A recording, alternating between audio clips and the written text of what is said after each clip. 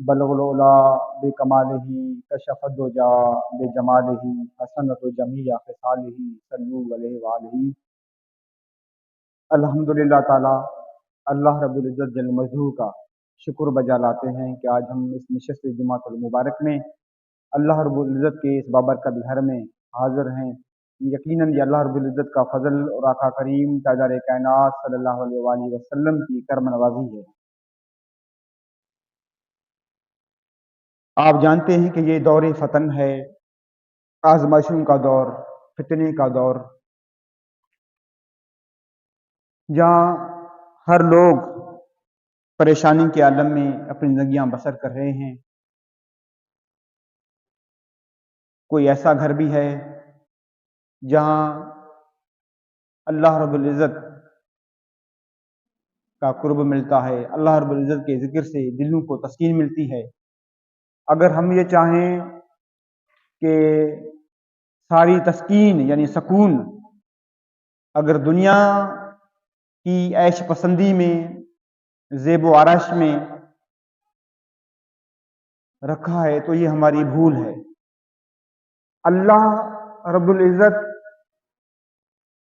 کا قرب اللہ کے ذکر میں ہے، اللہ اور آقا کریم تاجدار کائنات صلی اللہ علیہ وسلم کی محبت کا بھی قرب اللہ تعالیٰ کے نیک بندوں کی صحبت میں ہے۔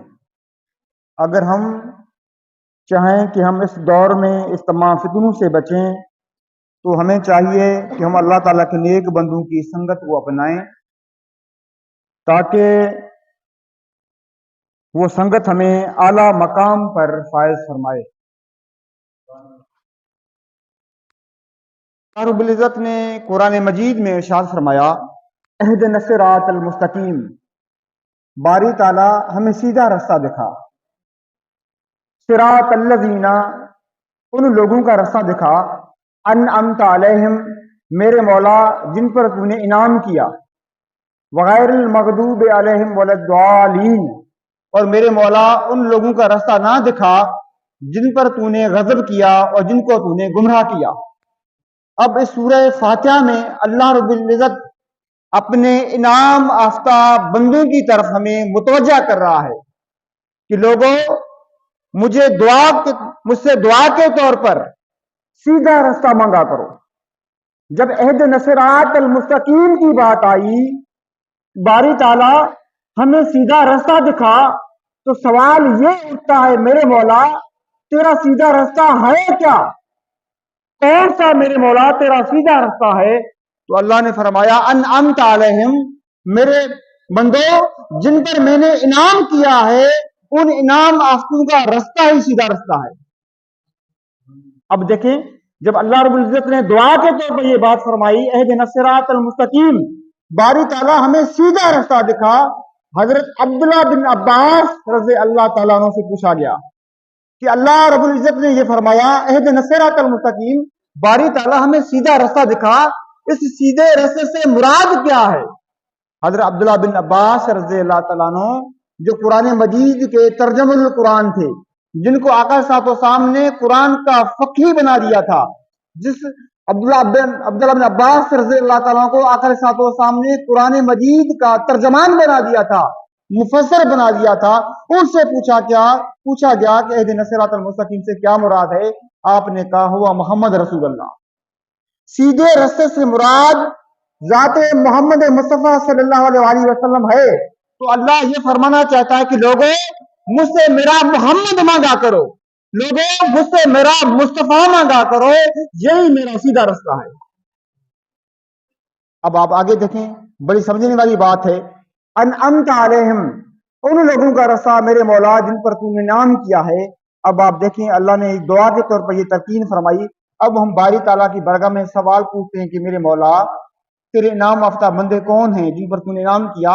تو اللہ رب العزت نے سورہ نساء میں ارشاد فرمایا، میت اللہ والرسول فاولئک مع الذین انعم اللہ علیہم من النبیین والصدیقین والشہداء والصالحین وحسن اولئک رفیقا۔ جو لوگ اللہ اس کے رسول کریم تاجدار کائنات صلی اللہ علیہ وسلم کی اطاعت کریں گے، قیامت کے دن وہ لوگ ان لوگوں کے ساتھ ہوں گے جن پر اللہ تعالیٰ نے انعام کیا ہے جو کہ انبیاء کرام، جو کہ صدیقین، شہداء، صالحین، اللہ نے ان 4 طبقات کو اپنا انعام یافتہ بندہ قرار دیا. 4 طبقات کو، انبیاء کرام علیہ السلام اجمعین، اسی کے بعد صدیقین، پھر شہداء اور صالحین. اب وقت گزرتا گیا، جو انبیاء کرام علیہ السلام کا دور تھا، جنہوں نے تاجدار کائنات صلی اللہ علیہ وسلم کی صحبت اختیار کی، وہ صحابی بن گئے. پھر کئیوں نے صدیقین کا دور دیکھا، پھر کئیوں نے شہداء کا دور دیکھا. اب ایک ایسا طبقہ ہے جو قیامت تک آقا صلی اللہ علیہ وسلم کے دین کی خدمت سر انجام دیتا جائے گا، جو آقا صلی اللہ علیہ وسلم کی امت کو رشد و ہدایت دے گا، امت مسلمہ کے اندر اللہ کی محبت پیدا کرے گا، آقا صلی اللہ علیہ وسلم کی محبت پیدا کرے گا، جن کے سینوں میں آقا صلی اللہ علیہ وسلم کی محبت رچ بس جانی ہے، جو آقا صلی اللہ علیہ وسلم کی حیات طیبہ پر چل کر وہ خود کو سنواریں گے اور اوروں کی رہنمائی کریں گے. اس طبقے کو صالحین کہتے ہیں، اس طبقے کو صالحین کہتے ہیں. تو یہ انعام یافتہ طبقے میں اللہ رب العزت نے اپنے نیک بندوں کی طرف اشارہ دے دیا کہ لوگوں یہ میرے انعام یافتہ بندے ہیں، ان کی سنگت اختیار کرو. سورہ توبہ میں اللہ رب العزت نے ارشاد فرمایا، آیت نمبر 119، یا ایھا الذین آمنوا اتقوا اللہ وکونوا مع الصادقین، اے ایمان والے اللہ سے ڈرتے رہا کرو، وکونوا مع الصادقین، صدیقین بندوں کی صحبت میں رہا کرو. یہ اللہ رب العزت نے حکم دیا، اور انتخاب کن کا کیا؟ ایمان والوں کا کیا. یہی فرما دیتا، یا ایھا الناس اتقوا اللہ، اے انسانوں اللہ سے ڈرتے رہا کرو، انسانوں کو وہ ختم نہیں کیا. یا یہ کہہ دیتا اللہ فرما دیتا، یا ایھا المشرکین، اے مشرکو اللہ سے ڈرتے رہا کرو، نیک بندوں کی صحبت میں بیٹھو، نہیں فرمایا. یا یہ کہہ دیتا، یا ایھا المنافقین، اے منافقو اللہ سے ڈرتے رہا کرو، اللہ کے نیک بندوں کی صحبت اختیار کرو، نہیں فرمایا. یا ایھا المدھننین، یہ بھی نہیں فرمایا جن کا ایمان جو ہے تذبذب میں ہے. یا ایھا المتذبذبین، یہ بھی نہیں فرمایا. تو قربان جائیں، اللہ رب العزت نے ایسے طبقے کو مخاطب کیا، وہ طبقہ جو مومن طبقہ ہے، جو صاحب ایمان طبقہ ہے. اللہ رب العزت نے اس طبقے کو انڈیکیٹ کیا ہے، اشارہ دیا ہے. ایسے نہ سمجھ لو کہ میں اللہ اس کے رسول پر ایمان لا چکا ہوں اور بس یہ میرے لیے کافی ہے. نہیں، اللہ یہ بات بتانا چاہ رہا تھا کہ لوگوں وکونوا مع الصادقین، ایمان لانے کے بعد یہ نہ سمجھ لینا کہ بس اب میں گھر بیٹھ جاؤں. تمہارے ایمان کی حفاظت کے لیے، تمہارے ایمان کے بچاؤ کے لیے، تمہارے ایمان کی پروٹیکشن کے لیے میرے ایسے بندے ہیں جن کی تو صحبت میں بیٹھے گا تو تیری ایمان کی حفاظت رہے گی. اگر تو ان کی سنگت میں نہ بیٹھے گا تو تیری ایمان کی حفاظت نہیں ہو سکتی. اگر کوئی آج کے اس پرفتن دور میں خود جینا چاہے تو اللہ تعالیٰ کے نیک بندوں کی صحبت کو نہ اپنائے تو اس کے ایمان کی حفاظت نہیں ہوتی. جو اللہ تعالیٰ کے نیک بندوں کی صحبت میں بیٹھتے ہیں، اللہ تعالیٰ ان کے ایمان کی حفاظت کرتا ہے. اللہ جانتا تھا ایسے لوگ آئیں گے جو اللہ اس کے رسول پر ایمان لائیں گے. انما الذین آمنوا باللہ ورسولہ، خبردار، لیکن ان کے ایمان کی حفاظت کے لیے بھی اللہ نے حکم صادر فرما دیا. جس طرح کہا، یا ایھا الذین آمنوا اقیموا الصلاۃ، اے ایمان والو نماز قائم کیا کرو، وآتوا الزکوٰۃ، زکوٰۃ ادا کیا کرو، فلیصموا شہر فی رمضان، اور ماہ رمضان المبارک کے روزے رکھا کرو. آج سے بعد جس طرح اللہ یہ حکم دیتا ہے، اسی طرح اللہ رب العزت نے ایمان والوں کو بھی حکم دیا کہ ایمان والو اللہ سے ڈرتے رہا کرو، وکونوا مع الصادقین، صدیقین بندوں کی صحبت میں رہا کرو، صالحین بندوں کی صحبت میں رہا کرو، ان کی مجلس میں رہا کرو، تاکہ تمہیں اللہ کا قرب ملے، آقا علیہ الصلوۃ والسلام کا قرب ملے، تاکہ تمہارے ظاہر اور باطن کی تمہیں پاکیزگی حاصل ہو، تاکہ تمہارے نفس کو طہارت حاصل ہو، تاکہ تمہارا نفس پاکیزہ ہو جائے. اس پر فتن دور میں جو اللہ تعالیٰ کے نیک بندوں کی صحبت اختیار نہیں کرتا، جو اولیاء کرام صالحین کی سنگت میں نہیں بیٹھتا، وہ اللہ کے اس فرمان کا منکر ہو رہا ہے، اللہ کے اس فرمان سے انحراف کر رہا ہے، اللہ کے اس حکم سے انکار کر رہا ہے. جو اللہ کے فرمان سے انکار کرتا ہے، اللہ اس بندے کو اپنی بارگاہ سے دھتکار دیتا ہے. جس طرح شیطان ملعون کو اللہ نے حکم دیا تھا کہ میں نے آدم علیہ السلام کی تخلیق کی ہے، اے فرشتوں میرے آدم علیہ السلام کو سجدہ تعظیمی کرو۔ سارے فرشتے جھک گئے، شیطان نے انکار کیا تو اللہ رب العزت نے اس شیطان ملعون پر لعنت بھیجی، وہ اپنی بارگاہ سے دھتکار دیا۔ اگر آج بھی کوئی بندہ اللہ کے فرمان کا انحراف کرتا ہے تو اس طرح سمجھیں اللہ تعالیٰ اس بندے کو دھتکار دیتا ہے، پھر وہ بندہ شیطنت کی طرف سفر کرتا ہے، پھر وہ بندہ فرعون بن جاتا ہے، پھر وہ بندہ درندہ وحشی بن جاتا ہے، پھر قتل غارت کرتا ہے، لوٹ مار کرتا ہے، چوری چکاری کرتا ہے، فریب کرتا ہے، دغا بازی کرتا ہے۔ کیوں؟ اس نے اللہ کے اس فرمان کا انکار کیا ہے، وہ اللہ کے فرمان کا منحرف ہوا ہے، تو ایسا سمجھیں وہ شیطنت کے کاموں میں مل جاتا ہے، گھل مل جاتا ہے، نہ انہیں اللہ کی قربت ملتی ہے، نہ انہیں آقا کریم تاجدار کائنات صلی اللہ علیہ وسلم کی محبت اور قربت ملتی ہے۔ کیوں؟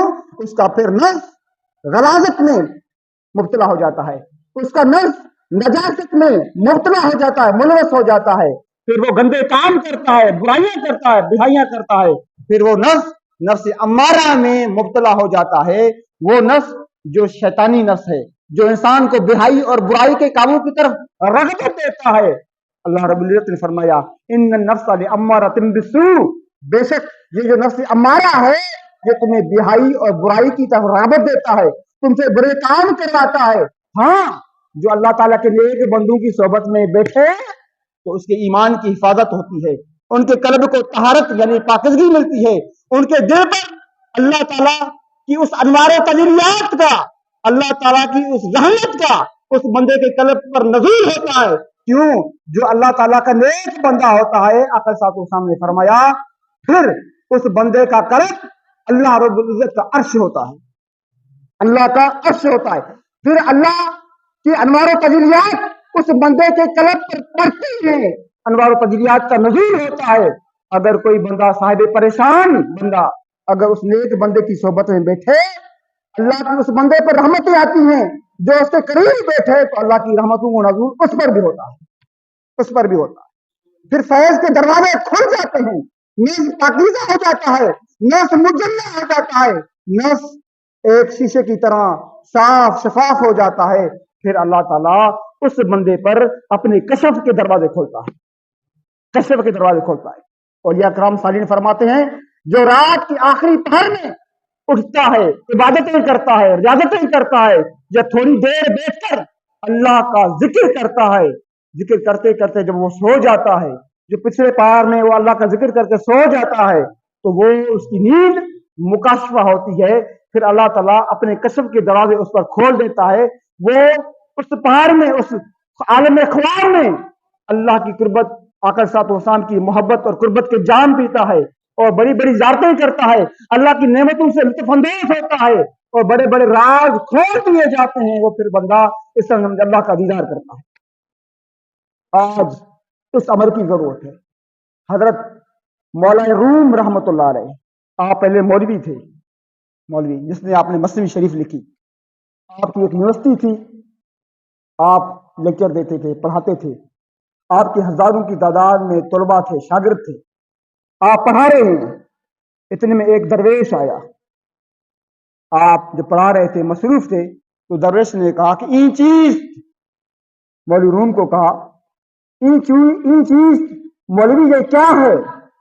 تو مولوی روم نے جواب دیا کہ درویش علم کی تو ندانم، درویش یہ وہ علم ہے تو نہیں جانتا، درویش یہ وہ علم ہے تو نہیں جانتا۔ وہ درویش کون تھے؟ حضرت شاہ شمس تبریز رحمت اللہ علیہ۔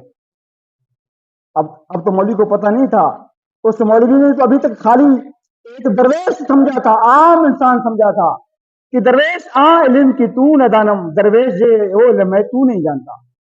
مولا روم کی کتابیں پڑھی تھی، لائبریری تھی، اس درویش نے ساری کتابیں اٹھا کر، وہ پانی کا ایک حوض تھا، تالاب تھا، ساری کتابیں تالاب میں پھینک دی۔ مولوی پریشان ہو گئے، اے درویش یہ تو نے کیا کر دیا؟ میں ان کتابوں کے بدولت لوگوں کو درس و تدریس دیتا تھا، پڑھاتا تھا، لیکچر دیتا تھا، اسباق پڑھاتا تھا، اب تو سارا علم کا ذخیرہ میرا ڈوب گیا، ختم ہو چکا۔ وہ درویش نے مولوی روم کی پریشانی دیکھ کر آپ تالاب میں اترے، اور وہاں سے کتابیں نکالی اور کتابوں کو آپ نے چھڑکا دیا تو کتابوں سے گرد چھڑک رہی تھی. کہا کہ مولوی دیکھیں آپ کی کتابیں گیلی تو نہیں ہو گئی, مولوی آپ کی کتابوں کے لکھائی ختم تو نہیں ہو گئی, نہ کتابیں پانی سے کتابیں نکالی نہ کتابیں گیلی تھی, نہ کتابوں کے حرف مٹ چکے تھے. وہ مولوی پریشان ہو گئے, یہ کیا ماجرا ہوا؟ پھر کہا کہ درویش درویش یہ کیا ہے؟ تو درویش نے کہا کہ مولوی علم کی تو ندانم, مولوی یہ علم میں تو نہیں جانتا, تیرا علم کام کے مطابق ہے, پڑھانے کے مطابق ہے, اور یہ علم حال کے متعلق ہے, حال کے متعلق ہے. جب اللہ تعالیٰ کے راز جس بندے پر کھل جاتے ہیں اللہ اس بندے کو صاحب حال بنا دیتا ہے, صاحب حال بنا دیتا ہے. پھر وہ درویش وہاں سے یونیورسٹی سے نکلے چلے.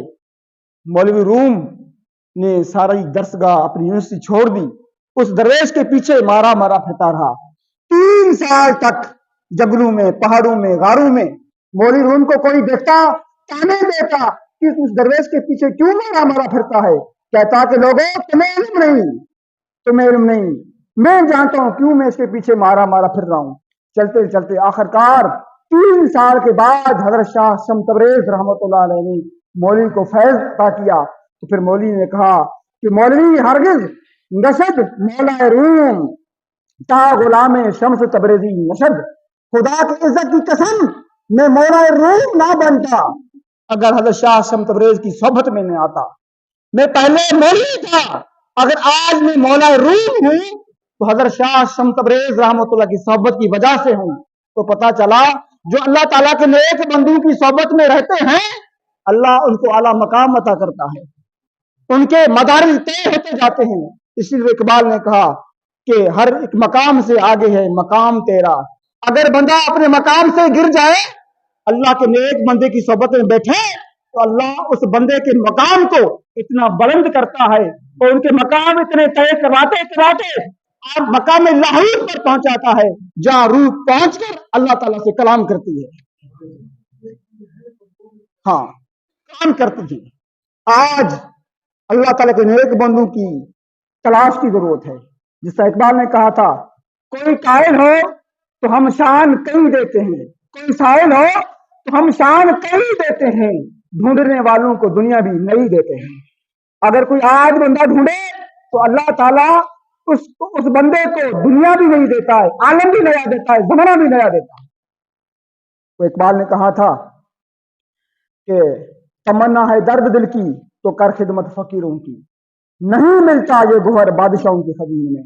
خدا کی عزت کی قسم اگر آج لوگ دنیا داروں کے چوکھٹوں پر جاتے ہیں, چوکر پر جاتے ہیں, عزت حاصل کرنے کے لیے جاتے ہیں, خوشامدیں کرتے ہیں تاکہ ہمیں عزت ملے, ان کو عزت نہیں ملتی.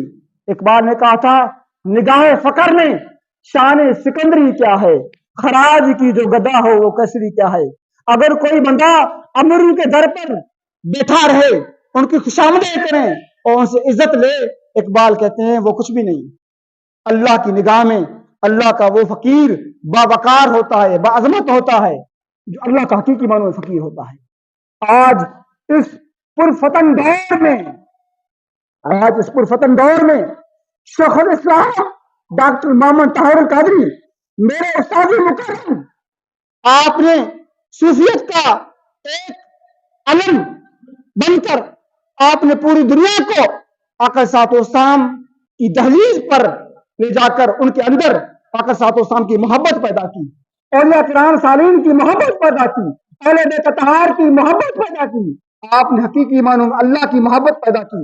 آپ اتحاد امت پر اور بین المسالک پر اور تمام بین المذاہب پر کام کرتے ہوئے حقیقی معنوں میں آقا صاحب السلام کے اس فریضے کو سر انجام دے رہے ہیں جو فریضہ آقا صاحب السلام نے اپنے حیات طیبہ میں فریضہ سر انجام دیا تھا کہ آقا صاحب السلام نے بین المذاہب پر کام کرتے ہوئے یہ ایک درس دیا کہ لوگوں العیان خلق اللہ, کہ مخلوق اللہ کا کنبہ ہے, مخلوق اللہ کی فیملی ہے. جو مخلوق کو اپنے مولا سے جوڑتا ہے وہ حقیقی معنوں میں اللہ کا نیک بندہ ہوتا ہے. تو شیخ الاسلام ڈاکٹر محمد طاہر القادری اس صدی کی इसरवां सदी के मुजद्दिद हैं। آپ نے بھولے بھٹکے انسانوں کو دہلیز مصطفیٰ پر لا کر کھڑا کر دیا۔ وہ لوگ جو حقیقی معنی میں اپنے مولا سے تعلق توڑ چکے تھے، آقا صاحب السلام سے رشتہ توڑ چکے تھے، آپ نے خطابت کے ذریعے، آپ نے کتابت کے ذریعے آپ نے ان کا تعلق آقا صاحب السلام سے جوڑ دیا۔ آج نہج القرآن سیٹلائٹ پہ گوشہ درود 24 گھنٹے آقا صاحب السلام پر درود سلام پڑھا جاتا ہے۔ مدینہ منورہ کے بعد آپ نے یہ گوشہ درود کیوں بنایا؟ تاکہ لوگ اس گوشہ درود میں بیٹھ کر 24 گھنٹے آقا صاحب السلام پر درود سلام پڑھتے رہیں، تاکہ اس امت کا تعلق آقا صاحب السلام سے مضبوط ہو۔ اس لیے کسی عاشق نے کہا تھا، اس کے سرکار کی ایک شمع جلا لو دل میں، بعد مرنے کے قبر میں بھی اجالا ہوگا۔ اللہ تعالیٰ سے دعا ہے کہ اللہ تعالیٰ ہمیں آقا صاحب السلام کی کامل محبت عطا فرمائے، آقا صاحب السلام کا عشق عطا فرمائے، اور اولیاء کرام صالحین کرام کی سنگت نصیب فرمائے، تاکہ ہم اس پرفتن دور کی بہائی اور برائیوں سے بچ سکیں۔ والسلام علیکم ورحمۃ اللہ وبرکاتہ۔